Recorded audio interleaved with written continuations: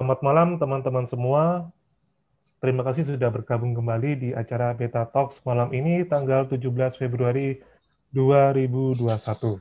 Nah, topik kita malam ini sangat menarik, yaitu tentang reptilian ya.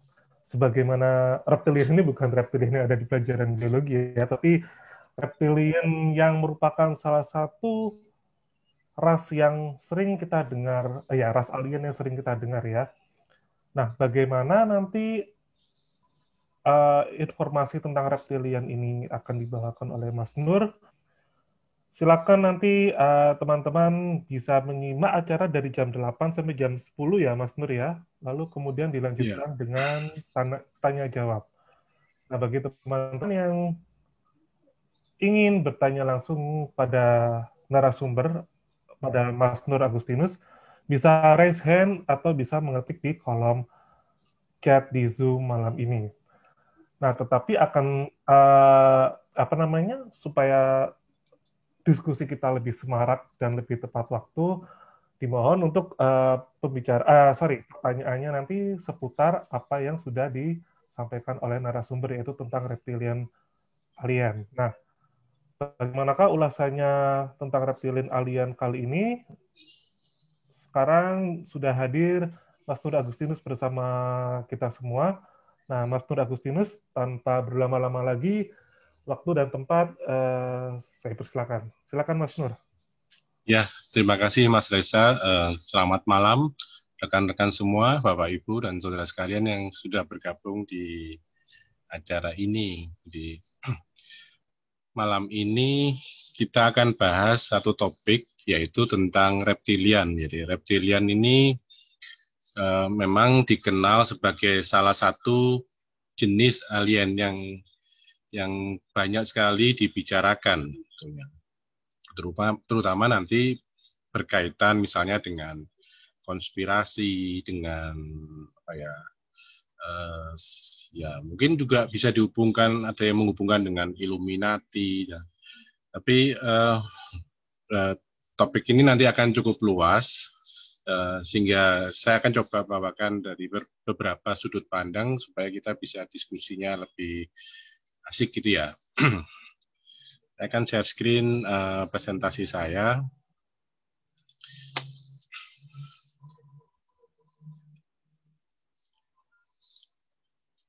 Nah, ini saya beri judul Reptilians, Alien dan Kehidupan Manusia. Jadi alien yang jenis ini nih sebetulnya kalau kita pikir-pikir itu sangat apa ya, sangat berhubungan sekali dengan kehidupan kita.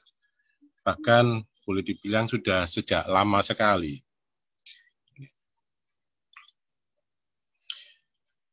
Ini tentunya kalau kita lihat ilustrasi ini, kita tahu bahwa ini cerita dari Adam dan Hawa ya. Nah, di sini memang ada sosok ular yang konon membujuk Hawa untuk memakan buah pengetahuan yang dilarang sebetulnya untuk dimakan.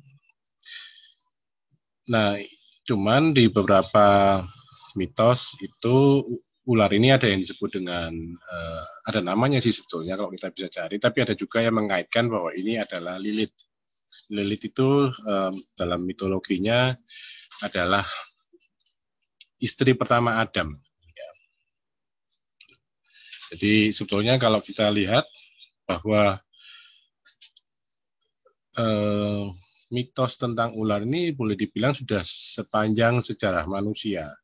Kalau dari segi antropologi, memang manusia yang dulu misalnya tinggal di hutan ya, dalam evolusinya dari manusia purba hingga manusia modern, itu salah satu musuh besarnya adalah ular ya, karena ketika tinggal di pohon-pohon itu ular itu merupakan ya predator buat manusia dan sangat besar hal ini menjadi semacam apa ya boleh dibilang semacam alam bawah sadar kita itu terbentuk bahwa reptil atau ular ini menjadi musuh manusia. Kalau kita lihat di film Noah itu, film tentang Nuh ya, tentang banjir air bah itu, ada satu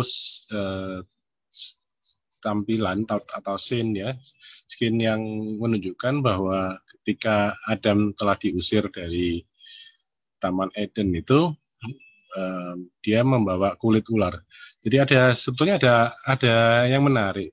Ada beberapa tafsiran, ini bukan tafsiran sih, tapi spekulasi lah, atau hipotesis, atau lebih cocok spekulasi bahwa sebelum manusia ini ada, yang menguasai bumi ini adalah reptilian. Dan ini kemudian menjadi semacam di awal-awalnya adalah sebagai counterpart dari manusia, tapi kemudian dua spesies ini bermusuhan. Jadi ini ada screenshot dari film itu di mana ada kulit ular yang kemudian bisa masuk. Karena gini, ada cerita di mana saat Adam dan Hawa itu makan buah terlarang, itu kemudian mereka mengetahui bahwa dirinya telanjang. Itu ya, ini memang tafsiran yang ya tidak umum, yaitu bahwa itu semacam kulit ularnya ya boleh dibilang seperti terlepas gitu. Tapi ini masalah tafsiran, boleh percaya boleh tidak, jadi memang debatable lah.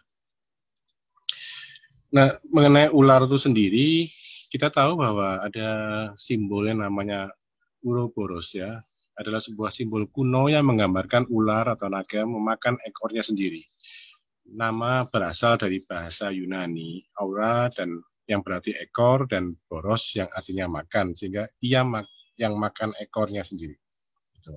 Nah, ini merupakan pembaruan siklus abadi dan hidup yang tak terbatas ya, tidak ada konsep keabadian.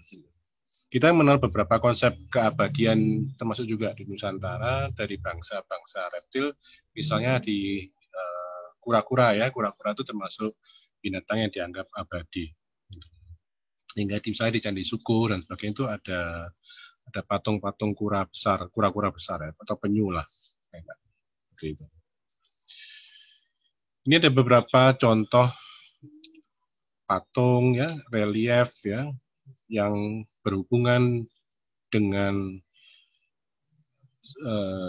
serpent ya, atau ular ini. Jadi ternyata di kehidupan kita itu sudah dari dulu tuh sudah ada kepercayaan dan kedekatan dengan makhluk-makhluk yang berupa ular, atau kalau di Nusantara mungkin lebih dikenal bisa sebagai siluman ular, siluman buaya gitu ya. Ini juga sama di belahan dunia lain juga ada mitos-mitos atau legenda yang berhubungan dengan bangsa-bangsa ular. Kita tahu bahwa kalau kita bicara tentang reptilian ini, itu memang tidak lepas dari teori konspirasi.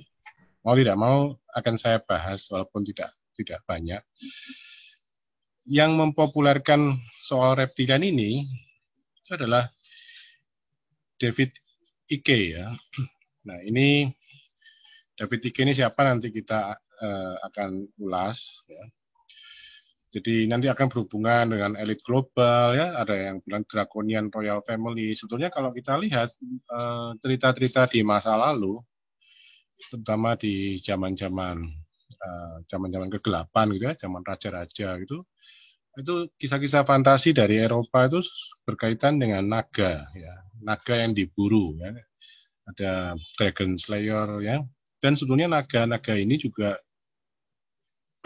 ada yang menggunakannya sebagai simbol, jadi simbol dari kerajaan mereka.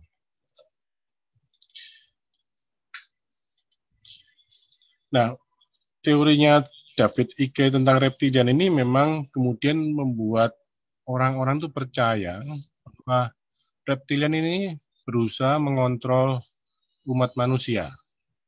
Jadi ini kalau kita bicara soal reptilian, kemudian langsung muncul di pikiran kita bahwa mereka itu musuh besar dan mungkin mereka berusaha untuk mengendalikan kita, mengontrol, bahkan mereka sudah masuk dalam pemerintahan, ya, orang-orang penting, orang-orang kaya, pengusaha-pengusaha besar, dan kemudian kita bisa cari di internet, wah ada bukti-bukti konon katanya ini ternyata presiden ini atau artis ini ya adalah reptilian gitu ya. Saya tidak ingin masuk ke sana sebetulnya, ya, karena ya bukti-buktinya juga tidak jelas ya. Jadi pada awal tahun 1990-an itu David Icke itu dia adalah mantan pemain sepak bola profesional sebetulnya ya, juga jurnalis, presenter, juru bicara Partai Hijau di Inggris. Nah, dia ini memang punya pengalaman mistis ketika saat perjalanan ke Peru. Dia memang orang dari Inggris ya. Ketika kembali ke Inggris, dia secara terbuka menjelaskan pengalamannya, tetapi publik mengubahnya menjadi lelucon aja. Jadi orang tidak percaya. Jadi memang pengalamannya waktu itu bertemu dengan, ya kalau tidak salah seperti shaman gitu, yang dia mendapatkan pengetahuan banyak tentang reptilian. Nah, tapi David Icke ini kemudian tetap walaupun ditertawakan di awal, dia tetap berusaha memberikan seminar-seminar dan ceramah tentang reptilian ini. Jadi dan yang kemudian setelah 2 dekade kemudian itu makin banyak ya hal-hal yang dikatakannya itu menjadi kenyataan ya katanya gitu ya, sehingga dia mulai apa ya, atau paling tidak mulai banyak orang yang makin percaya pada klaim-klaimnya. Karena memang bukti-bukti yang ada itu sebetulnya juga ya boleh dibilang ya ada yang bilang fabrikasi juga ya, artinya ada foto-foto yang kemudian foto-foto katakanlah pemimpin-pemimpin kerajaan atau artis apa yang kemudian biasanya itu dilihat dari matanya bling seperti ular gitu, atau mungkin di kulitnya tiba-tiba di syuting video lalu tampak seperti sisik ular gitu. Jadi itu teorinya David Icke itu sebenarnya. Awal mulanya yang kemudian banyak dipercaya oleh orang-orang. Nah, sebetulnya pertanyaannya memang apakah reptilian ini ada atau tidak ya. Kalau kita lihat tadi bahwa di berbagai belahan dunia ini banyak sekali mitos dan legenda tentang reptilian. Tapi mengapa kita tidak bisa melihat mereka? Jadi ini memang menurut para ahli teori di bidang ini ya, makhluk reptil ini menggunakan sistem holografik ya, dengan teknologi yang sangat maju yang mengganggu bidang penglihatan kita. Ada yang bilang bahwa reptilian ini bisa melakukan shape-shifting ya, shape-shifting itu atau mereka adalah shape-shifter, itu mereka bisa mengubah fisiknya, mengubah penampilannya. Nah, ini ada 2 pendapat tentang shape-shifter ini. Pertama, mereka memang bisa mengubah fisiknya. Kedua, mereka bisa mempengaruhi pikiran orang, jadi mind control, sehingga orang melihat seperti apa yang mereka inginkan. Nah, apa dasar perbedaan teori ini? Itu ada dalam dokumen Lacerta, nanti akan dibahas lebih lanjut dan lebih mendalam oleh Mas Agus Rifani ya, mungkin kalau tidak salah di akhir Februari ini, tentang dokumen Lacerta. Nah, di sana itu ada perempuan reptilian yang diinterview oleh seseorang. Jadi mereka dia ingin difoto sebetulnya oleh yang mewawancarai, tapi perempuan reptilian ini menolak karena kalau difoto kelihatan aslinya. Jadi artinya apa? Jadi kemungkinan besar yang mewawancarai ini memang melihat makhluk reptilian ini ya seperti manusia biasa, tapi kalau difoto mungkin akan tampak aslinya. Jadi hanya mempengaruhi di level pikiran saja. Nah, pada umumnya juga reptilian ini dianggap yang mengontrol bumi ya, mengontrol dunia ini ya. Jadi apa-apa saja yang terjadi di dunia ini, konon menurut teori konspirasi reptilian ini semua dalam kendali mereka. Jadi ada agenda tersembunyi untuk menguasai dunia. Baik itu melalui sistem moneter, baik itu melalui sistem pendidikan, kesehatan, dan perfilman termasuk ya. Semuanya itu menurut yang percaya teori konspirasi ini konon dianggap dikendalikan atau dikuasai oleh para reptilian ini. Jadi di antara kemampuan dan karakteristik utama makhluk-makhluk ini adalah punya kekuatan luar biasa, perubahan penampilan molekuler ini dalam arti yang percaya bahwa mereka bisa melakukan shift-shifting secara fisik ya. Jadi sistem yang mirip dengan hologram yang memungkinkan meniru penampilan manusia, bisa telepati, gaib, artinya bisa tidak kelihatan, bisa menghilang. Mereka sangat baik untuk pengendalian pikiran dan manipulasi, dan mereka adalah ahli genetika yang sangat baik. Jadi ini memang dikumpulkan dari berbagai cerita yang diutarakan oleh para kontakti atau para orang-orang yang pernah berhubungan dengan para reptilian ini. Nah ini dalam teori konspirasi, ini saya akan bahas teori konspirasi dulu ya sebagai ya boleh dibilang pengantar dulu ya. Jadi dianggap bahwa reptilian ini juga memiliki darah biru ya. Reptiloid atau reptoid adalah makhluk humanoid dengan penampilan seperti reptil dan kecerdasan supranatural ya. Artinya tidak seperti manusia yang mungkin terbatas ya inderanya. Mereka punya kecerdasan atau kemampuan supernatural. Nah, ini dikatakan juga bahwa memang David Icke ini yang mempopulerkan makhluk ini, padahal sebetulnya sejak zaman kuno di peradaban bumi ini, misalnya suku Aztec ya memiliki Quetzalcoatl ya, atau ular berbulu atau kukuklan ya, padanan mereka dalam peradaban Maya. Di Athena ada Cyclops ya, yang dikatakan setengah manusia dan setengah ular. Di India ada naga yang merupakan makhluk reptil yang hidup di bawah tanah dan terkadang berinteraksi dengan manusia. Jadi mereka ini tidak tidak terpisah dari kita. Mereka kadang-kadang melakukan interaksi, bahkan ada kisah-kisah tentang perkawinan atau interbreeding di antara manusia dengan makhluk-makhluk reptilian ini. Kemudian di Jepang juga ada legenda tentang kappa ya, makhluk humanoid dengan ciri-ciri reptil. Nah, saat ini reptil mendapatkan kekuatan besar dalam imajinasi populer berkat David Icke ya. Jadi misalnya kasus-kasus penculikan oleh alien itu dianggap didalangi oleh entah itu reptilian, entah itu draconian. Nanti kita akan lihat apa sih bedanya reptilian dengan draconian itu. Kemudian menurut teori-teori ini, reptilian biasanya dianggap berasal dari Orion, bersifat jahat, dan bermusuhan, hostile, ya, malevolent and hostile, yang mampu mempengaruhi manusia. Di beberapa titik dalam sejarah mereka memperbudak aliens yang lain yang abu-abu.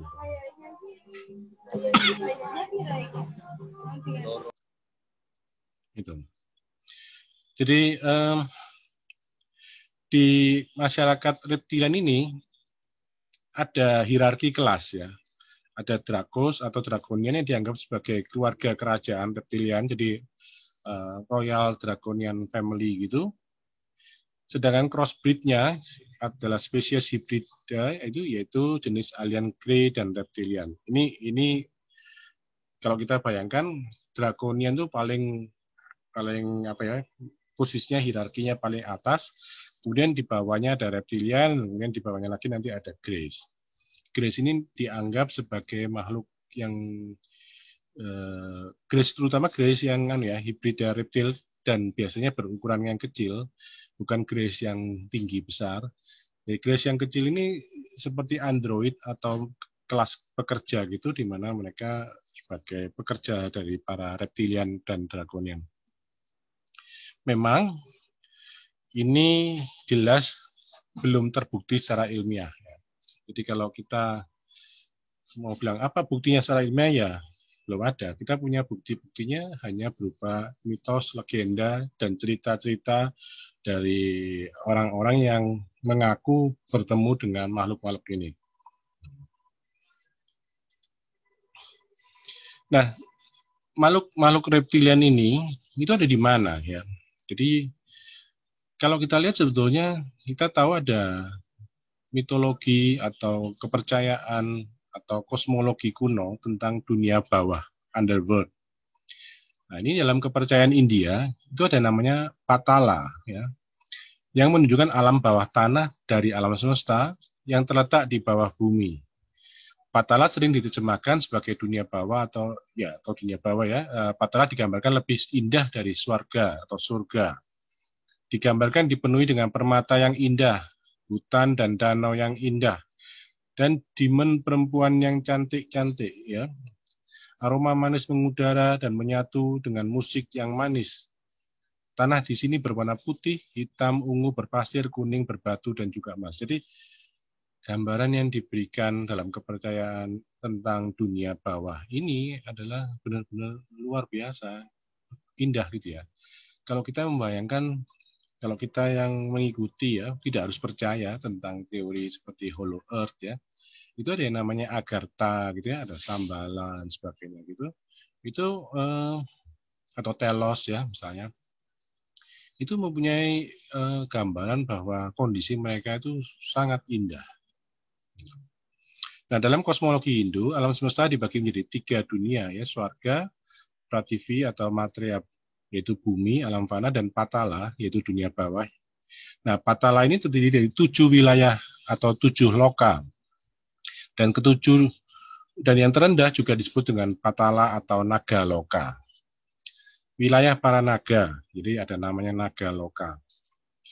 Para danava atau anak-anak danu dan daitias anak-anak diti, yaksa dan naga atau orang ular ya, manusia ular gitu, yaitu anak-anak kadru yang dibentuk sebagai manusia ular tinggal di alam patala. Jadi kalau kita membayangkan dunia kita itu atau dunia kita kan ada di tengah ya, kalau seperti di kosmologinya orang Norse ya, itu kita kan juga di Midgard ya, apa di dunia tengah ya. Nah, ini ada 7 lapis lagi di bawah.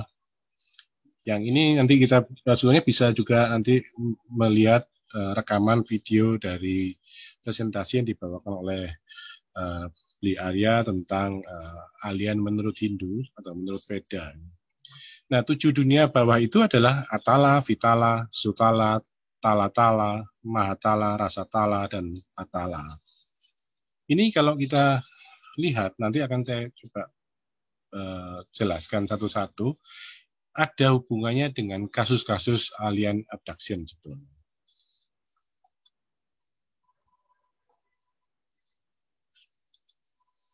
Nah, ini pertama ya, Atala.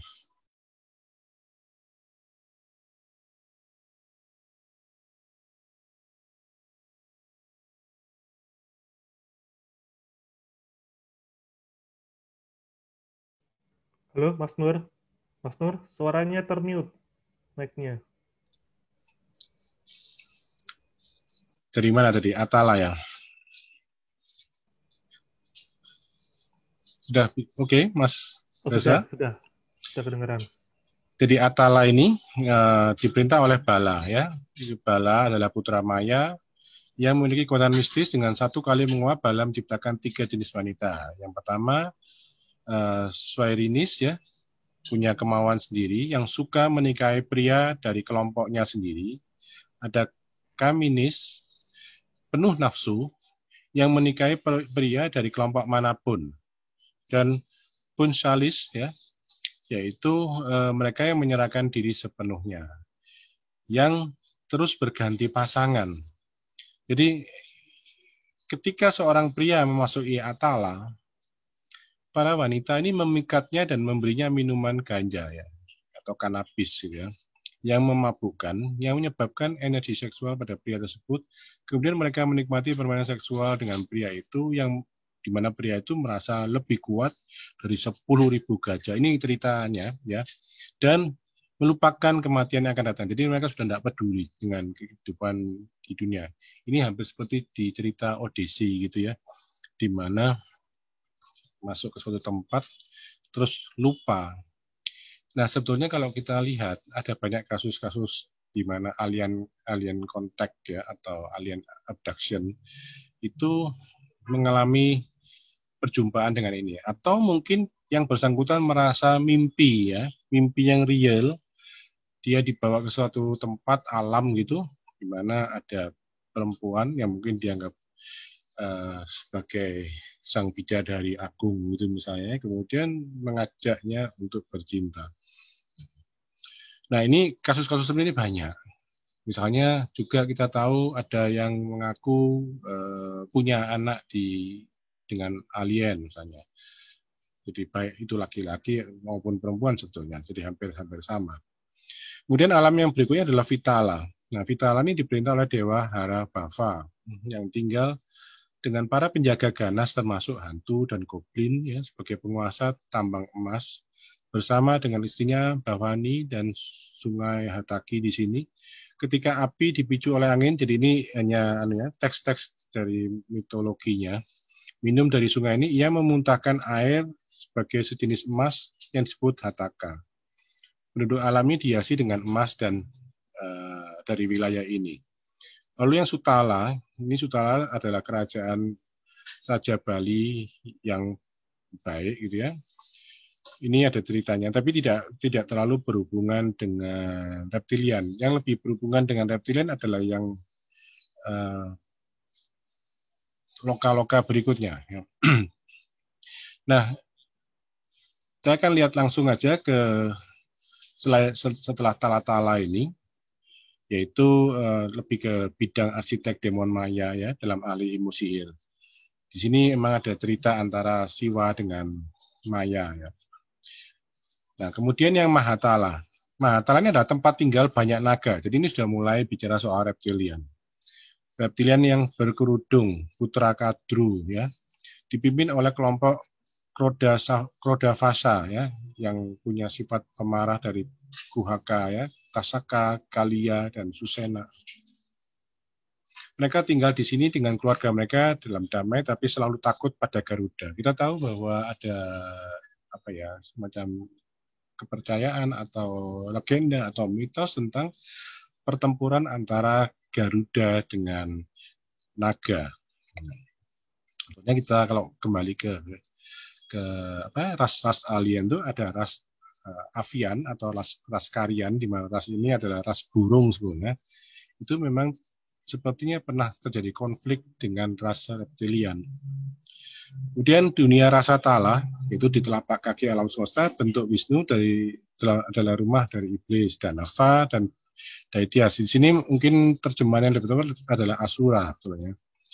Nah, mereka adalah musuh abadi para dewa ya. Mereka hidup di lubang seperti ular. Jadi ini bicara tentang para penghuni inner earth ya, di dalam bumi, inner earth civilization. Jadi memang kalau kita membahas tentang inner earth civilization, mungkin ada baiknya kita juga mempelajari tentang dunia-dunia bawah tanah yang diceritakan dalam mitologi-mitologi di masa lalu. Kemudian yang terakhir, Patala atau Nagaloka adalah alam terendah dan wilayah para naga yang diperintah oleh Vasuki. Di sini ada beberapa naga dengan banyak tudung, dan setiap tudung mereka dihiasi oleh permata, cahayanya menerangi alam ini. Jadi ini adalah cerita kosmologi ya, dari alam-alam yang ada di bawah bumi ini. Nah, ini beberapa gambar. Kita lihat bahwa sebetulnya harusnya kita ini akrab dengan para reptilian ini ya. Ada Nagaloka dan ini naga yang di Tibet nih ya. Hampir semua figur-figur perempuan juga. ada apa?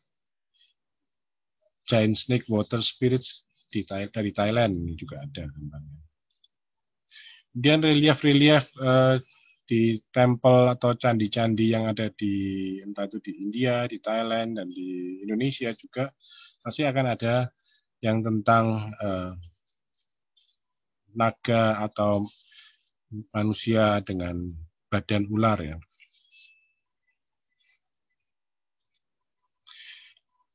Ini di Mesir itu ada dewa atau mungkin ya makhluk lah ya, disebut dengan Sobek ya, atau Sepek atau Soket atau Sopki, Soknopais gitu ya. Dalam mitologi Yunani disebut dengan Sukos ya, adalah perwujudan dewa buaya penjaga sungai Nil dalam mitologi Mesir. Wajahnya, mukanya seperti buaya. Di Jepang juga ada patung reptilian ya, yang di Horyuji Temple.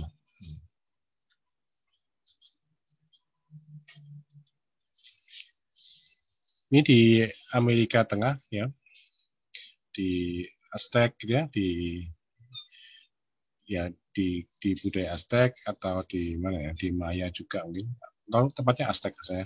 Ada Quetzalcoatl ya, juga di patung-patungnya di kuil-kuilnya juga ada tentang dewa ular berbulu ini. Lalu juga kita tahu ada yang namanya Medusa. Medusa ini seorang perempuan yang rambutnya ular gitu, dan kalau kita menatap matanya ya orang bisa menjadi batu. Ini juga ada gambar-gambar yang berhubungan dengan seorang dewi, biasanya adalah Dewi Kuan Im, itu berkendaraan naga. Jadi naga dan reptilian ini dalam kehidupan kita ini sangat erat ya. Dulunya boleh dibilang adalah ya teman mungkin ya, dalam arti bukan hal yang harus ditakuti. Kemudian ada juga kita tahu di Nusantara ini ada Nyi Blorong ya, perempuan cantik yang bertubuh ular ya. Ini sering dikaitkan berhubungan dengan Nyi Loro Kidul ya. Kemudian di mitologinya Norse ya, atau di Skandinavia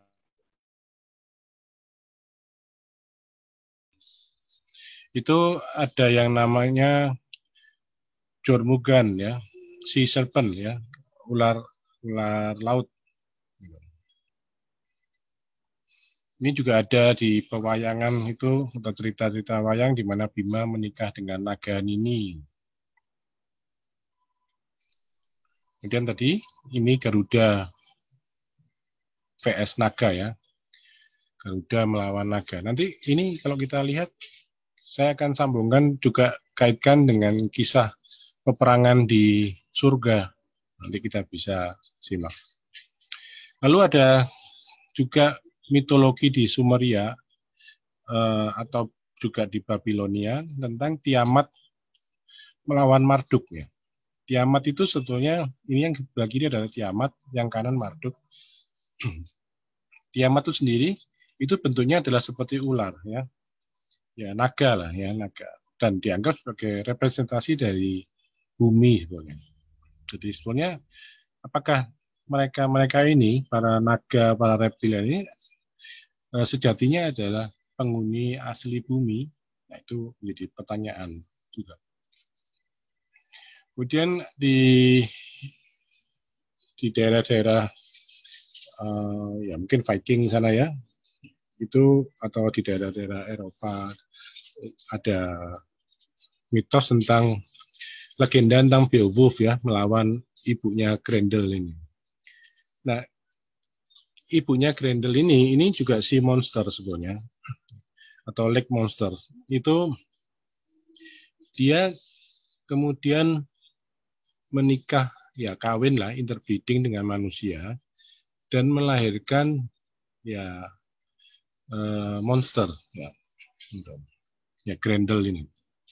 Yang menarik yang pernah saya amati, kalau ada kisah-kisah atau cerita di mana ada makhluk reptiliannya adalah perempuan dan kemudian dia interbreeding atau kawin dengan manusia laki-laki, maka anaknya akan menjadi monster. Tetapi kalau yang reptilianya itu adalah, atau ya boleh bilang aliennya itu adalah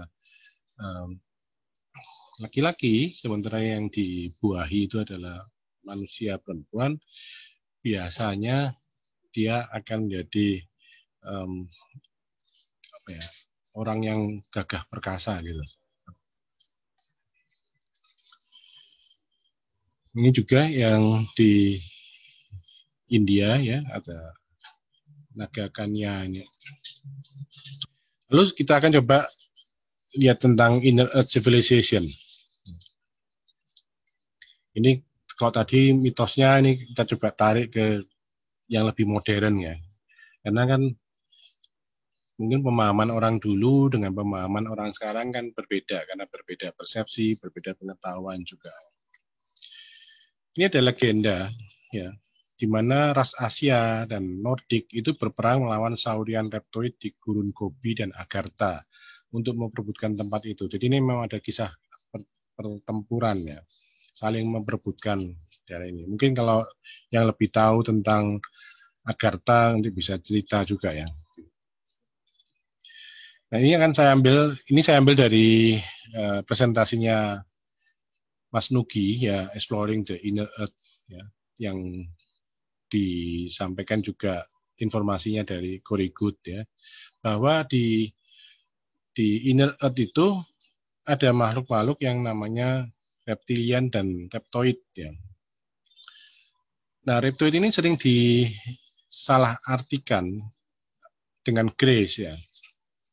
Jadi mereka memang dianggap sebagai penghuni asli ya dari bumi. Jadi sudah lama sekali di bumi. Lalu ada yang namanya juga Draco. Draco dengan reptilian ini bedanya, Draco lebih besar dan biasanya bersayap. Very tall ya, sangat tinggi, punya kemampuan telepatik ya. Dan Draco ini juga bekerja bersama manusia ya, dalam Human Breakaway dan Cabal Groups. Nanti ini rencananya juga akan dibahas oleh Mas Nugi dalam kesempatan mendatang tentang hubungan antara Draco dengan German Breakaway Group. Dan mereka juga punya kerjasama dengan manusia, terutama membangun pangkalan-pangkalan, terutama pangkalan militer dan juga pangkalan untuk laboratorium di bawah tanah. Kalau mungkin pernah dengar tentang Dulci ya, atau Dulci Base ya, pangkalan Dulci itu juga berhubungan dengan reptilians. Dan ini yang menarik, itu ada kata-kata dari Edward Snowden ya. Jadi dia mengatakan bahwa pemerintah Amerika itu sudah lama sekali tahu bahwa UFO itu nyata ada ya. Dan mereka adalah, jadi di belakang UFO ini adalah spesies yang lebih canggih, lebih maju daripada kita manusia. Dan mereka ini bukan alien dalam arti ini maksudnya adalah ekstraterestrial dari luar bumi, tapi mereka ini dari bumi kita sendiri, hanya lebih maju. Mereka tinggal di sini dikatakan miliaran tahun dan berkembang telah jauh ke depan, di depan kita. Ini yang diutarakan oleh Snowden.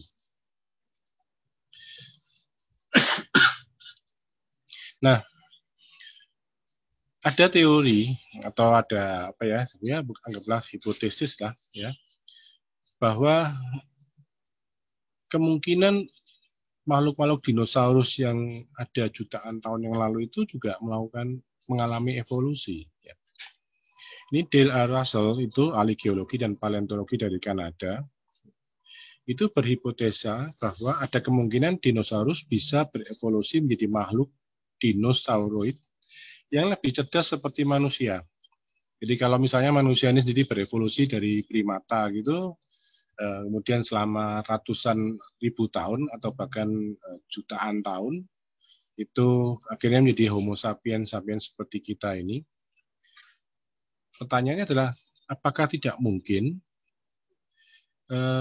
makhluk-makhluk reptilia yang hidup ratusan juta tahun yang lalu itu juga mengalami evolusi dan ada kemudian yang menjadi makhluk cerdas. Di sini digambarkan seperti ini makhluknya kalau dia berevolusi. Gitu.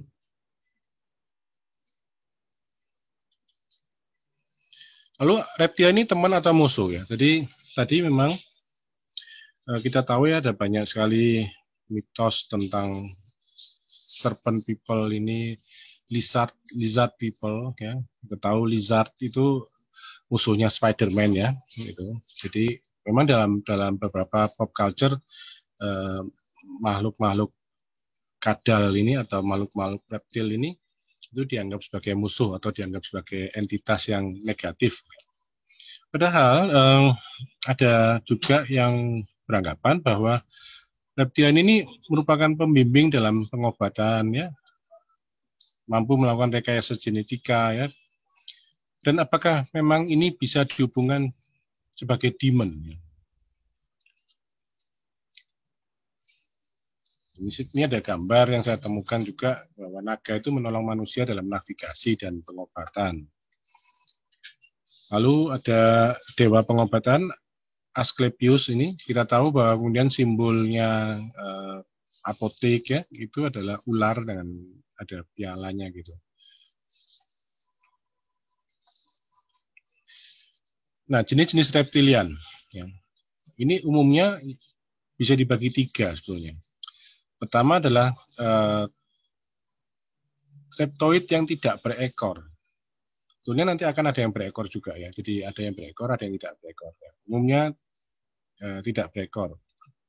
Kemudian Draco itu tadi ya lebih besar ya, umumnya juga bertanduk, ada 2 tanduknya. Kemudian bersayap. Ini seringkali digambarkan seperti apa ya? Iblis gitu ya. Jadi kemudian ada juga reptilian hybrids itu yang seperti grey, kecil gitu,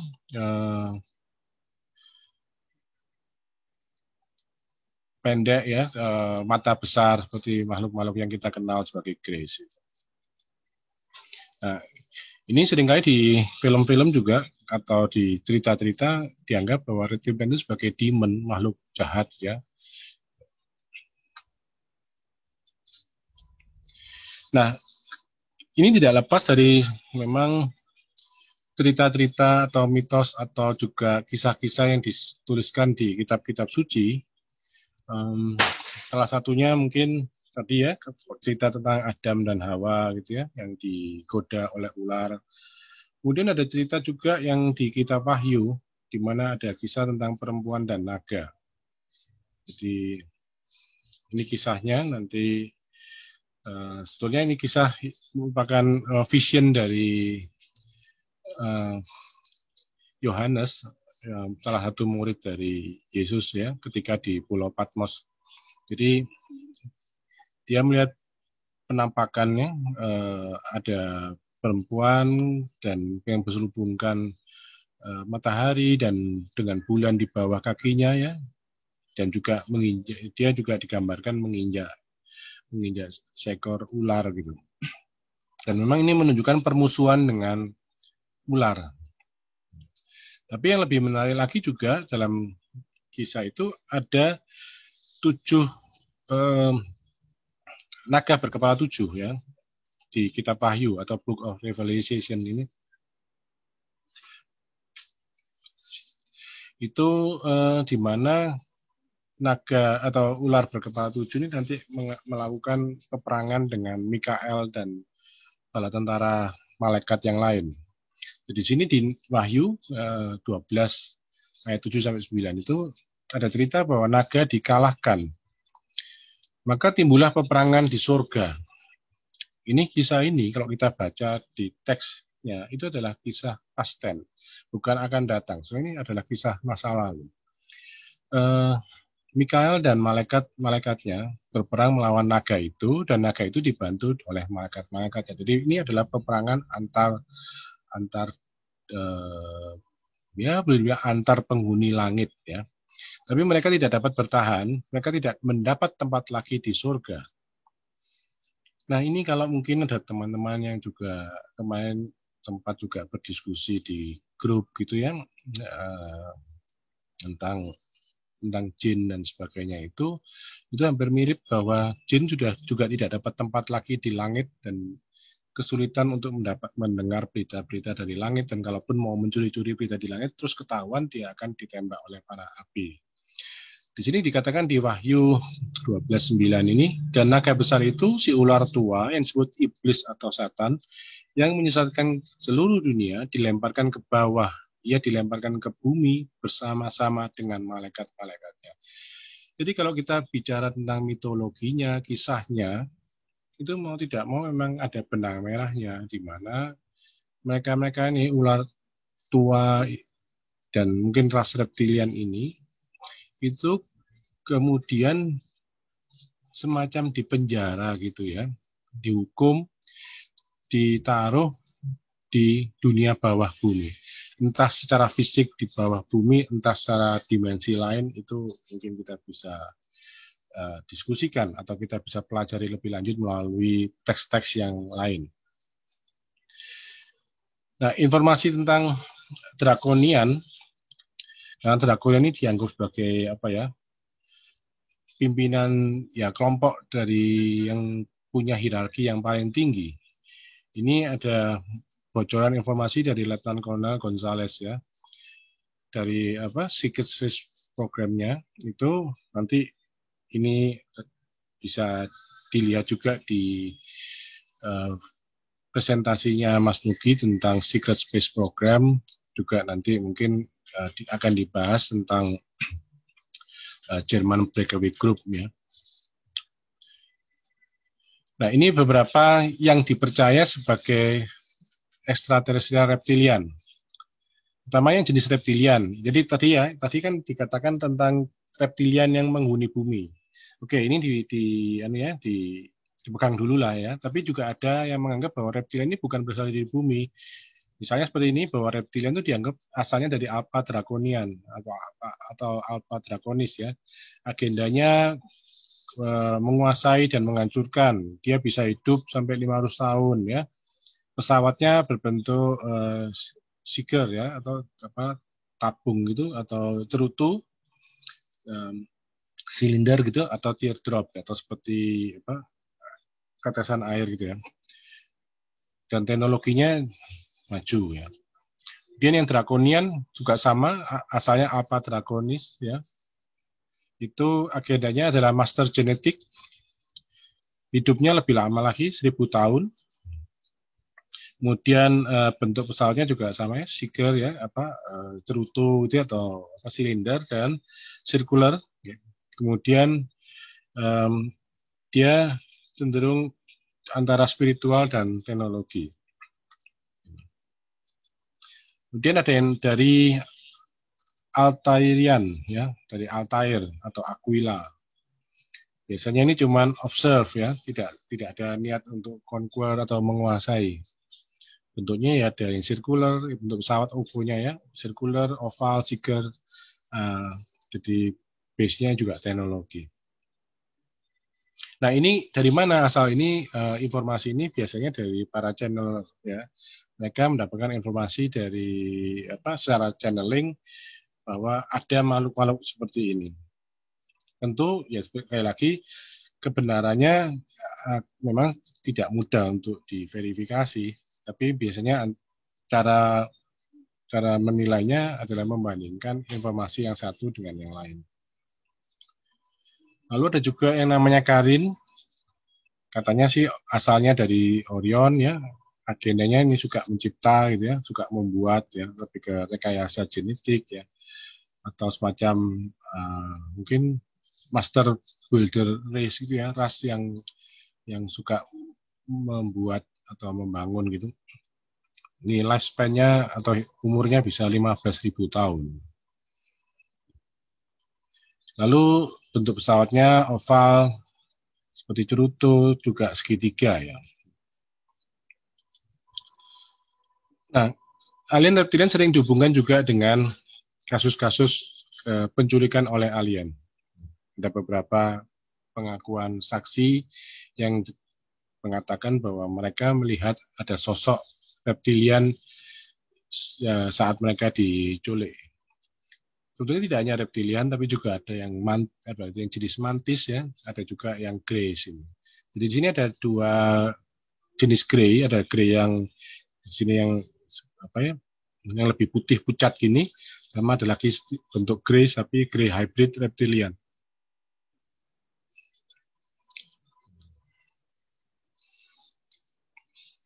Ini cuma saya ambil satu contoh di mana ada cerita tentang Arjuna ya menikah dengan reptilian juga, Lupi. Nah ini percaya atau tidak, memang ini kan cerita-cerita yang beredar ya, karena ya kita kan bisa aja seperti dalam diskusi yang kemarin tentang apakah orang-orang yang mengalami kontak dengan alien itu adalah mengalami halusinasi ya, atau mereka berkhayal, atau mereka mengada-ngada, atau mereka memang benar-benar merasa itu adalah pengalaman yang benar-benar terjadi. Seperti misalnya ini ada seorang perempuan yang mengklaim bahwa dia punya suami seorang ya makhluk drakonian dan dia punya 2 anak ini digambar sama dia. Kemudian kalau percaya lagi atau mungkin tidak percaya terserah. Memang tidak mengharuskan. Ini cerita Mbak Yu, mungkin kita tahu, seorang paranormal ya, yang melakukan pernikahan gaib dengan siluman ular. Wujudnya emas, punya jengger, dan ada kakinya. Nah, ini kalau kita lihat di artikel ini, itu dia Mbak Yu ini mengatakan, jadi kalau kita ngomong, itu ular beneran ular, tapi kalau berubah ya jadi manusia. Dan ia menuturkan, jika sosok ular tersebut bisa berubah menjadi seorang manusia tampan seperti yang dinikahinya. Nah ini bagian yang terakhir ya, yang saya ingin ulas bahwa makhluk-makhluk reptilian ini kita bisa juga nikmati keberadaannya dalam budaya populer, terutama film ya. Ada film dulu yang cukup terkenal, tapi bisa lama sekali, yang judulnya adalah Enemy Mine. Enemy Mine ini adalah cerita bahwa ada perang antara ras reptilian dengan ras manusia. Jadi perangnya antar galaktik gitu ya, atau di luar angkasa gitu. Tapi kemudian antara seorang manusia, seorang pilot pesawat tempur angkasa dengan seorang makhluk reptil ini sama-sama kandas di sebuah planet gitu. Dan kemudian mereka harus hidup bersama. Dan akhirnya bersahabat. Ini ceritanya. Kemudian di film ini kalau tidak salah di Star Trek ada Cindy Reptilian Tactical Officer, ada Boss ini di Star Wars ini. Kemudian film-film parodi ya, Iron Sky ini itu yang The Coming Race ini juga bicara tentang reptilian. Hubungannya reptilian dengan Nazi Jerman. Nah ini yang akan cocok nanti dibahas oleh Mas Nugi dalam hubungan antara German Breakaway Group dengan Draco, yaitu yang membentuk Dark Fleet. Lalu dulu ada juga film yang judulnya V ya. V ini ada 2 versi yang lama dan ada versi yang lebih modern ya. Itu juga bahwa ras reptilian ini berusaha menguasai bumi dengan menyamar sebagai manusia. Jadi mereka bikin lapisan kulit yang seperti manusia, tapi dalamnya adalah reptilian.